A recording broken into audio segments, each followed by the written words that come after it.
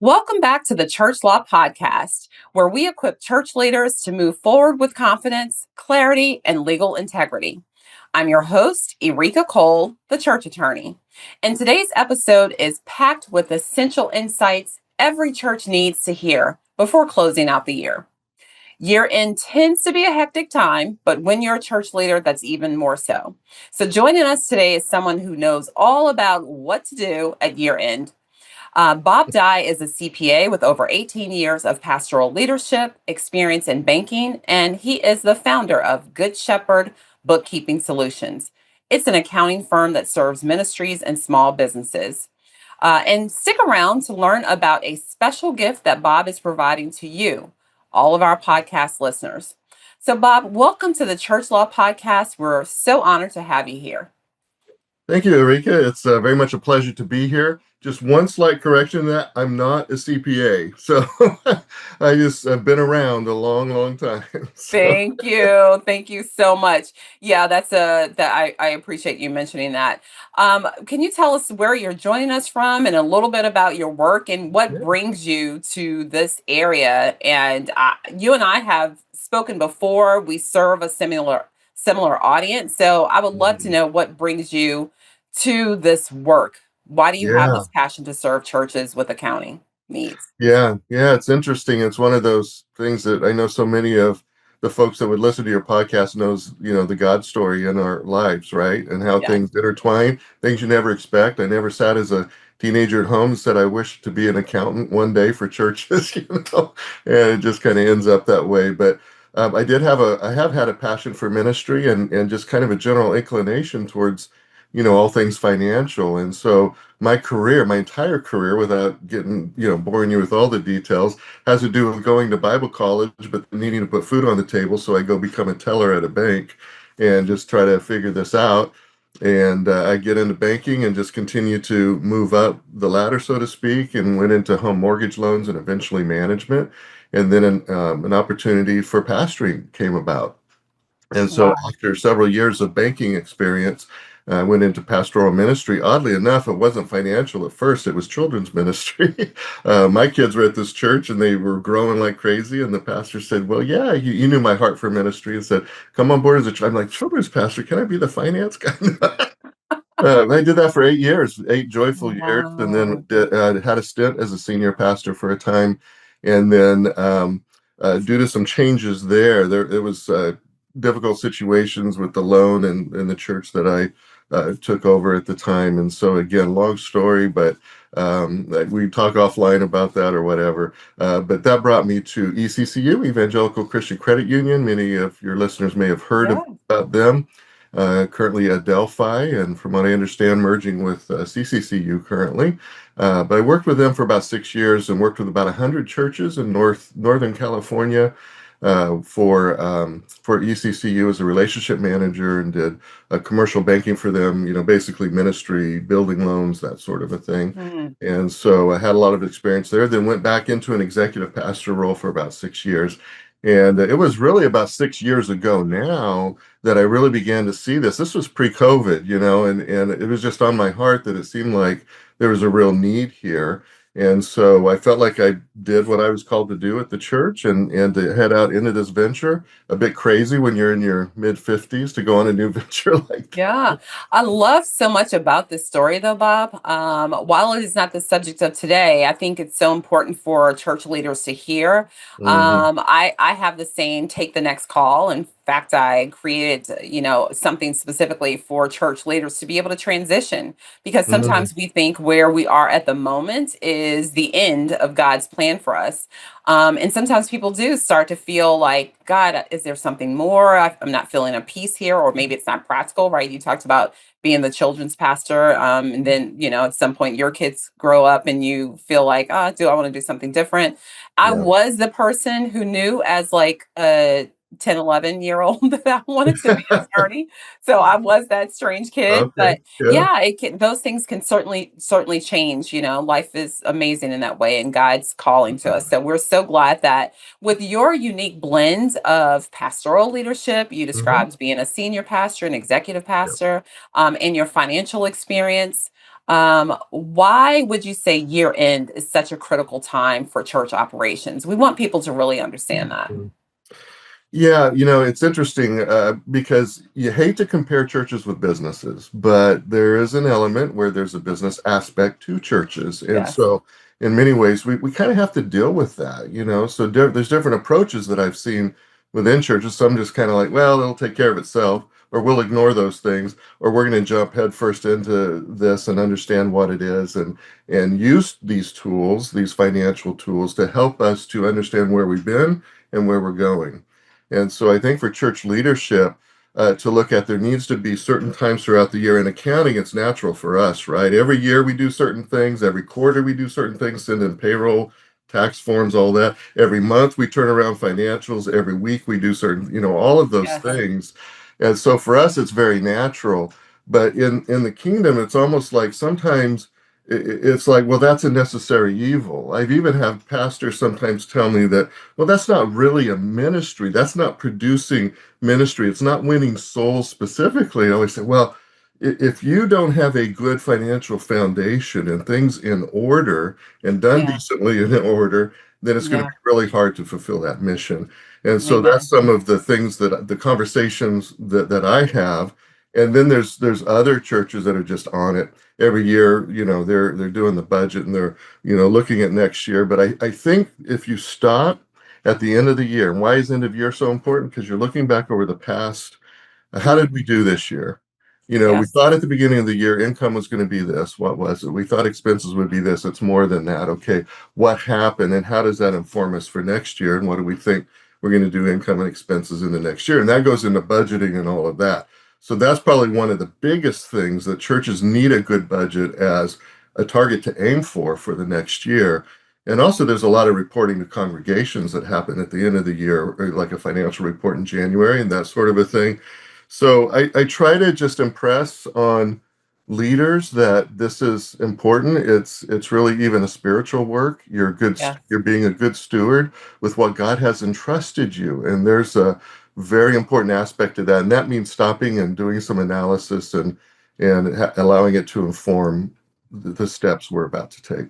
That's so good, Bob. I love how you talk about just the natural rhythm of money, when it comes to church. And I feel the same way, of course, with legal matters. So when Mhm. you consider the fact that I say the church exists in a legal ecosystem, right? It takes legal acumen to create it. If you are a part of a larger denomination, right, there is a book of discipline or other kind of handbook. You've got to have bylaws. You want to make sure Mhm. that you have proper contracts. I mean, there are all these things that, as you said, church is church, right? It's the bride of Mhm. Christ. It's not a business, but there is That's a right. business side of church. And it's the same with money, right? It's the same Mhm. with finances. I recognize, as you said, some people don't identify it as readily as others, but the truth is, if you didn't have money, at some points you're probably not going to have a church, right? Yeah. Because Yeah. it takes finances to be able to operate these things, and we want to Right. be honoring in the way Yeah. that we do it. So when we talk about coming to year end, there are some common oversights I think that churches might Mhm. make during year Mhm. end and this financial wrap up. How would you say that those things can be avoided? And maybe in sharing that, we're also talking about what do you need to make sure, maybe those top two or three things that you're focusing on. Yeah, so the churches we work with, almost to a church, they are, working on budgets. End of the year, time for budget, let's do that. Yes. But for many churches, it kind of stops at that, and that's the most of our responsibility for the end of the year. Whereas the things that I see being neglected sometimes is that there's not at least an annual review of internal controls, let's say, or how they process cash handling, or if they're giving out drawers to the Wednesday night service because they're serving hamburgers and cash drawers, and how do you all those things that there Hmm. needs to be a time to really look how are we doing. Yes. And so I think that's neglected a lot of times, even larger, and that's where we do this checklist, right? And so Yeah. we put everything in there, but so many times it's like, I don't want to deal with depreciation, you know, and so I don't want to deal with having a master asset list that I put on the balance sheet once a year. But you need to do that in order to calculate depreciation, because if you go and get a building loan, you need that depreciation added back in as income. It's going to help you to secure the loan. So sometimes it's like, yeah, I don't need to worry about that, but someday you might. Yeah, you And really so do. there's Yeah. things of that nature that I'm constantly, or we're always trying to instill, and that's all on that financial checklist to say, hey folks, we're going to supply this to you every year we do. And I did a similar podcast last year with CCCU on some of these things, and had some good feedback. So hopefully that's a good tool to know that, yeah, there's these certain things that we need to look at. Even housing allowances, a lot of times that's not Yes, well till after the fact, or not at all, that it has to have a board approval every single year, even if you don't change it. And so that's right. things of that, those are the common things we see that folks forget about. That's so good, Bob. I again just want to echo the value of the checklist that you put together. That's going to be right here in the show notes, so you'll be able to grab that. I want to say that our office is also, from a legal standpoint, providing a free online webinar to help you navigate these year-end priorities. So we'll also drop the um, registration for that. It's free, but we are limited to 500 folks. So we hope that you'll be able to join us on that. So you highlighted the budget that churches are working on. I know that that's happening during this time. You highlighted also, I think it's so important that you mentioned the housing allowance, right? And one of the Mhm. things that I speak to from a legal standpoint is making sure that you have those proper meeting minutes, right? I Yeah, have a group that's called Faithful Foundations, and we just provide them with these tools, because you'll be amazed at how many errors are made, right? yeah, When people just don't have the right tools or the know-how of right, what to use. So you want to have the meeting minutes that shows that your right, board has come together, that they've made a proper decision, that you have a yeah, board resolution, right, that right, adopts that housing allowance. So we want to make sure that you have those protocols. Also, a lot of times there is, you have to check your bylaws for this, but there may be the requirement to have an annual board meeting. Some yeah, boards, again, when we talk about board, we're talking about the governance board, right? So mhm, some churches may call that a board of elders, some churches may call that a board of directors or board of yeah, trustees, whatever you call it. You want to yeah, make sure that you double check your bylaws. How frequently do you need to be meeting? If it's an annual meeting and you haven't met yet, now's the time, right? So you want to make right, sure that you get that in. And then one of the right, things, Bob, I'm sure you've seen this, is making sure that there's a proper giving statement. Because again, 'tis the season, right? My right, husband and we were so grateful that our church not only sends an end of the like our giving statement by January 31st of the following year, but mhm, they send like a mid-year giving statement. And I was yeah, so glad to receive that, because frankly, we looked at it and we were like, okay, we're doing well, but we have certain giving goals. And so we increased our giving based yeah, on that mid-year giving statement. So right, I really love the fact that we have these checklists and ways that we can make sure our church leaders avoid making some oversights. So you absolutely. kind of spoke to this a little bit earlier, but how can we help pastors and church leaders view compliance, things like legal and tax matters, accounting matters, not Mm, as a burden, but as a form of stewardship and faithfulness? Like it's yeah, part and parcel with our yeah, worship. That's how I see it. But how do you think yeah. we help church leaders see that? Yeah, I think that a lot of churches do see that as, like I mentioned earlier, a bit of a necessary evil, and something that we have to do, not something we get to do. Hmm. But I think that having some sort of checklist, even if you just look at what you need, at your particular church, and then move things and scatter it throughout the year. It doesn't all have to be in December and January. It just seems like, especially looking at things like reviewing policies and some of those things, insurance policies, for example, that can happen into January of the following year, and a lot of that does. So I would say one of two ways to manage this would be make a list, but just make sure that you do all of this in January, that you budget enough time to handle it, or you separate it out by quarter, perhaps. So if Yeah. there's 12 things you got to check on once a year, you divide that into three things a quarter that you have to do to make sure it is up and running. And just to your point, you take the minutes, and so even to look at the minutes quarterly, okay, all 3 months, if we meet monthly as a board, all 3 months of the minutes are good. And the reason for that is you may not worry about the minutes today, but if in a year or two you want to go refinance your church building loan, you're going to need to supply the minutes for like 3 years. So, you may as well have Exactly. that now instead of scrambling to try to put something together. So I think there's motivation because you don't want the future pain that will come with the lack of attention, but then there's also the calling to do things well and to do things right. It was said of Jesus that he did all things well. I mean, there's a So state good. of excellence that I believe comes with being a believer in Christ, that we need to Amen. try to live an excellent life. And even as a church where we do have regulatory agencies, but not like businesses. And a lot of times the IRS isn't necessarily breathing down our necks, which is a good thing. We don't want them to, but Yeah. yet we have to demonstrate responsibility and that we're doing all the things we're supposed to be doing in order to continue that.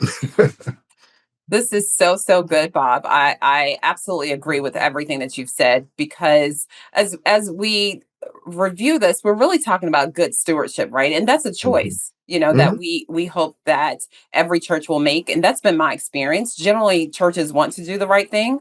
I often say that churches want to do the right thing. It's not always clear on what Yeah. that is. And Right, so that's a right. big role Yep, that you and yep. I play, right? To That's right. really help them understand what that is. And that's why I'm so grateful for the checklist that you provide. I'm grateful that, for the webinar that we'll offer. So we want to make sure that you get the insight that you need to operate in the way that is most honoring to God. Yeah, sure. So one of the areas that you mentioned the IRS, one of Mm, the areas that we know the IRS has told us specifically that they're focusing on is how churches can ensure proper classification and mhm, documentation for their staff, right? The mm, IRS has specifically said making sure that we have worker designation correct mm, is key. So the difference between independent contractors and employees, especially when you talk about musicians, guest speakers, mhm. volunteers, love Yeah. offerings, right? How do you encourage churches to address those kinds of issues? Yeah, that's a great question. That's huge in the church Yes. right now because you do have musicians and others that are normally paid by 1099s, that sort of a thing. I would say living in the state of California, they have really cracked down on this as well. So there's two entities you got to deal with. It's not just the IRS, but you also got to look at how your state identifies independent Mhm. contractors because it could be slightly different. I would say as we deal with California, it's probably a tad stricter. Whereas the IRS, they basically, I made some notes here, they basically uh, make it dependent on degree of control and independence in the relationship. In other words, what does that mean? It means that how much are you the boss in this, how much are you directing the activity of the person that you're paying? And so if it's like an employee relationship where they report to you, they fill out a timesheet, they're getting their direction from you, you explain to them what you want done, that sort of a thing, it's probably not an independent contractor. And then also they look at behavioral, that's part of that too, behavioral control, who directs how the work goes. And then financial control of the business. Is there a separate business and that sort of a thing? Let me give you the ABC rule in California. Maybe this will help a little bit to clarify it. They call it ABC. A, the worker is free from company control and direction. B, the work performed is outside the usual course of company business. And C, the worker is customarily engaged in an independently established trade or occupation. Always liken this to what's an independent contractor? It's when you have a problem with a sink or a toilet in the bathroom in the church, you call a plumber. That's an independent contractor. They have their own business. They have Joe's Plumbing on the side of the truck. You're not telling them how to fix the toilet. They have a separate business. They come in and do this for you. You pay them, and that if that's over currently 600. By the way, that moves to 2,000 next year. That it triggers a 1099. But then that's you would issue the plumber the 1099. But if it's a musician or a tech person and you're paying that person, it's probably an employee-employer relationship because you're directing their work. They don't have a separate business. They're not doing this outside of what they're doing on Sunday mornings. So I always encourage churches. I don't tell them what they have to do, but I say to be in compliance, this is what you should do. And this is what we recommend you do, and err on the side of doing this. And I'll say in California, and I don't want to go too long here, but they're really cracking down on this. And I have seen two nonprofits get fines up to about $50,000. So at least in California, they're getting fairly aggressive with it. So it's a big concern. And so I think you need to get that right. Yeah. I was going to say, I think this is really happening across the nation. So I'm really happy that you spoke of what you're seeing, because I'm seeing the same thing on my end. And I'm, in the DMV, so I'm outside of Washington, D.C. And so we're very much Mhm. seeing this crackdown. And I think it's, Yeah. probably maybe spurned from the IRS and working its way up. But at the end of the day, the state or the federal, right? Everybody wants to make sure that they're getting their tax dollars. So I think that's ultimately what it boils Exactly down right. to, right? Yep, for sure. Um, well, I have been loving this conversation, but I think we probably only have time for one more question. So I just want to get your view, right? Because a part of coming to the end of the year is being reflective, right? What it looks like in the past. How did we do this past year? How on target were we with budget? Did we hit our goals for outreach, etc.? But there's also this looking forward, Yeah, right, that we do at this time. And so you absolutely. founded Good Shepherd Bookkeeping Solutions to serve ministries. What trends Yeah, or challenges are you seeing across churches and yeah, nonprofits right now? One of yeah, the things that it's hard to miss is with AI and automation rising. I would love to get your thoughts on, maybe peering across the net a bit into this upcoming year and years to yeah. come. Yeah, a couple of things. I would say that, yeah, I mean, to your point, looking in the past, it does inform our future, that budgeting is a huge thing. We really spent some time. We did we have a video that we did on budgeting. It was a past webinar. It's on our YouTube site. If you go to Good Shepherd Bookkeeping Solutions on YouTube and just type in that, you'll see it there about budgeting. The reason why I like that one and I recommend it is because we go into a lot of information about vision and casting vision and who are the key players and involving. Here's one of the big mistakes that end of year things is that it kind of a lot of times happens in a bubble in the finance committee. Not even the full board. The full board approves of a budget, but there's these three, four, five people that are doing everything. And my advice is, man, just spread that out.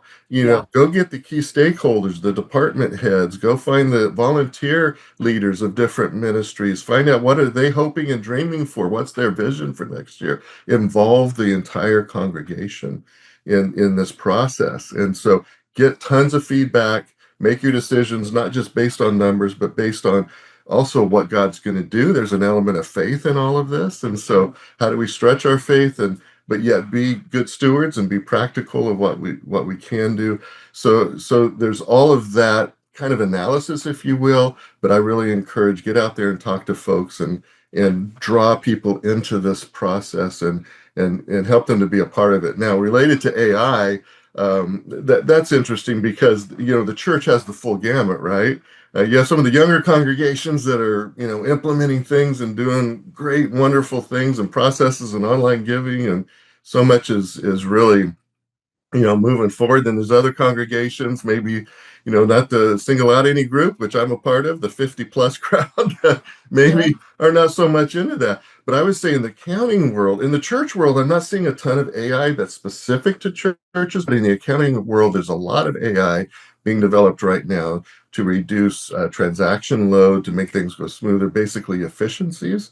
And so our company utilizes a lot of that through apps that we connect to QuickBooks that helps us to move along things a little bit quicker and be more efficient.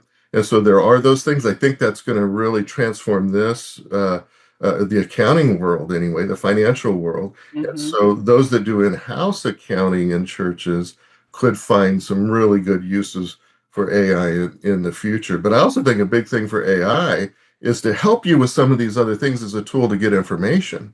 So, in Yes. other words, yeah, what does the IRS say about ministers' housing allowance? Punch that into GPT and boom, boom, boom, one, two, three, Yeah.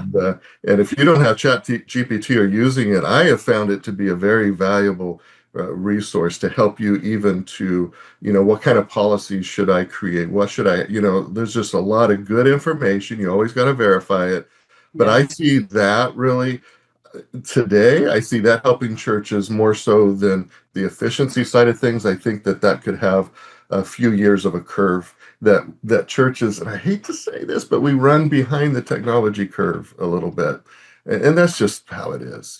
Yeah, I think that's true in so many industries. I think for sure in the church, and I even say the same in the legal industry. I've always been very cutting edge in that way. Maybe it's my curiosity, and maybe it's also, coming to the bar in a way of um, really being quite the researcher. Right, that's a part of the skill set.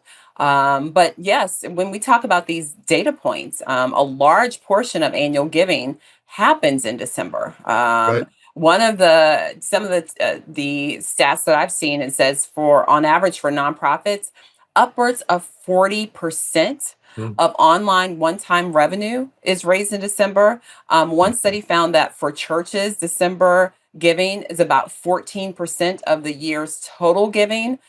Plus, the last 3 days of the year, so December 29th through the 31st, are especially strong for donations. So, being Mhm. able to anticipate and manage year end is really critical. And so, Bob, Right. we just want to thank you so much for this incredibly practical and spirit led conversation.